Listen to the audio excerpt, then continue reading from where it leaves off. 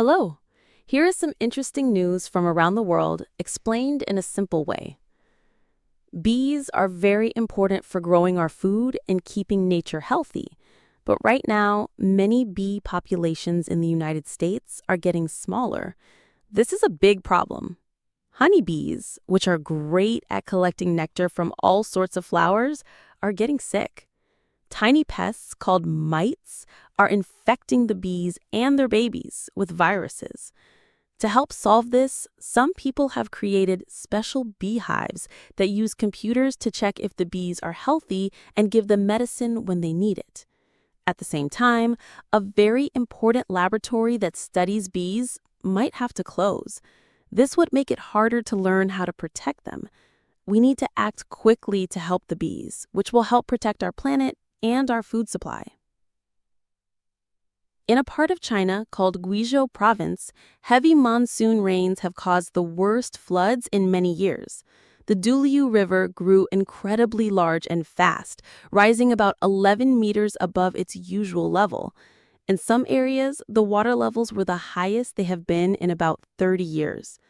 The powerful rainstorms started on June 18th and led to this major flooding.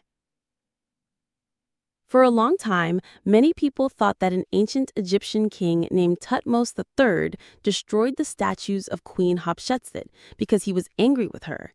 However, a new study suggests a different story. A researcher looked closely at old records and found that the 3,500-year-old statues were broken at specific points, like the neck, knees, and ankles, but many of the faces were left alone. This was actually a common custom at the time for statues of both male and female rulers. It was a ritual to turn off the spiritual power of the images. So the statues were likely destroyed as part of a tradition, not just to erase the memory of a female leader. While the king did order her name to be removed from monuments, it was probably for religious or political reasons, not just out of anger. This helps us understand more about Queen Hatshepsut, who was one of Egypt's most successful rulers. The World Health Organization has reported that the effort to reduce smoking worldwide has slowed down for the first time in nearly 2 decades. The head of the organization, Dr. Tedros Adhanom Ghebreyesus, is asking governments to do more to fight tobacco use. He said that the most effective way to get people to stop smoking is to raise the taxes on tobacco products. This not only discourages smoking, but also raises money that can be used for public health. Scientists are keeping an eye on an asteroid named 2024 YR4. Using the powerful James Webb Space Telescope, they now calculate that there is a 4.3% chance it could hit the moon on December 22, 2032. This is a slightly higher chance than they had thought before. The good news is that the asteroid is not expected to come near our planet.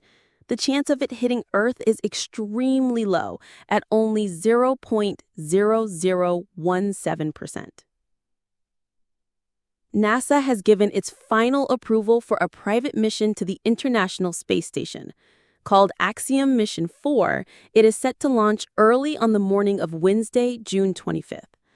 A SpaceX Falcon 9 rocket will carry 4 astronauts into orbit. Peggy Whitson, a very experienced astronaut, will be the commander of the mission. She already holds the U.S. record for the most time spent in space.